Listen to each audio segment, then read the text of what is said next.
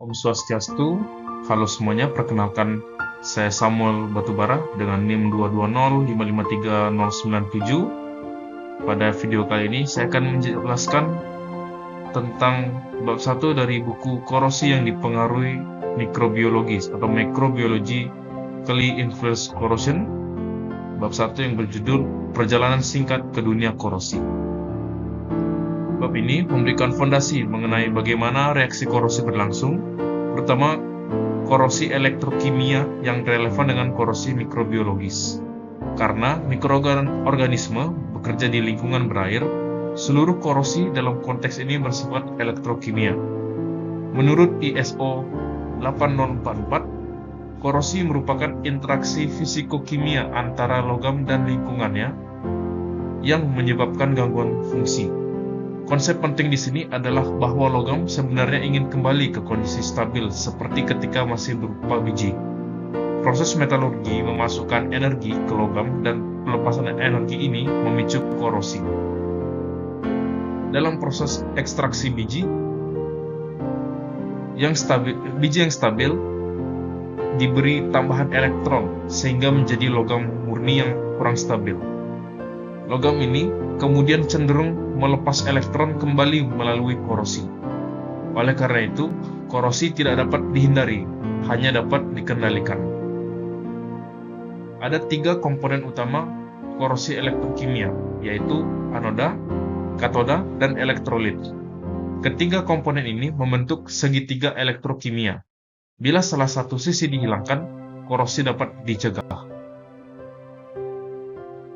Reaksi anodik adalah proses logam larut dan melepaskan elektron. Sebaliknya, reaksi katodik mengonsumsi elektron tersebut, misalnya reduksi ion hidrogen menjadi gas hidrogen. Dengan hukum Faraday, densitas arus secara numerik sama dengan laju korosi. Artinya, jika kita mengetahui arus korosi, kita dapat langsung memprediksi berapa milimeter logam akan hilang per tahunnya. Dalam larutan netral atau basah, reduksi oksigen mendominasi. Tetapi, dalam kondisi anaerob atau sangat asam, evolusi hidrogen dapat menjadi reaksi katodik utama. Ini penting untuk memahami mengapa korosi pada kondisi tanpa oksigen sering lebih lambat, kecuali ketika mikroorganisme ikut berperan. Dengan membandingkan potensial standar, kita dapat menentukan logam mana yang lebih aktif atau lebih mulia. Contohnya, bila besi dipasangkan dengan tembaga, besi akan menjadi anoda dan terkikis. Inilah prinsip korosi galvanik. Dalam aplikasi nyata seperti air laut, hasil deret elektrokimia dapat berbeda. Maka digunakan potensi elektroda terukur pada lingkungan tertentu untuk membuat deret galvanik yang lebih realistis.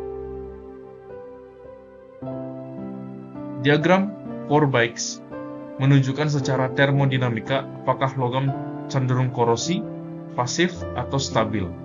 Namun, diagram ini hanya mengatakan apa yang seharusnya terjadi, bukan kecepatan korosi. Kurva polarisasi anodik menjelaskan bagaimana logam dapat memasuki kondisi pasif, kemudian mungkin mengalami pelarutan kembali. Ion klorida sangat berbahaya karena dapat merusak film pasif. Polarisasi katodik menunjukkan bagaimana reaksi reduksi berjalan pada berbagai potensial. Jika reaksi katodik cepat, laju korosi akan meningkat. Dalam praktik, reaksi elektrokimia tidak terjadi pada potensial setimbang. Perbedaan ini disebut overpotensial. Teknik depolarisasi banyak dipakai untuk mempelajari atau mempercepat reaksi katodik. Bab ini merangkum landasan teori untuk memahami korosi mikrobiologis. Kita mempelajari bagaimana korosi dapat diprediksi dan bagaimana mempelajari kecepatannya melalui polarisasi. Seluruh materi dari presentasi ini diambil dari buku Microbiologically Influenced Corrosion oleh Reza Javahirdasti. Dan sekian video presentasi saya. Terima kasih sudah menonton. Om Santi Santi Santi Om.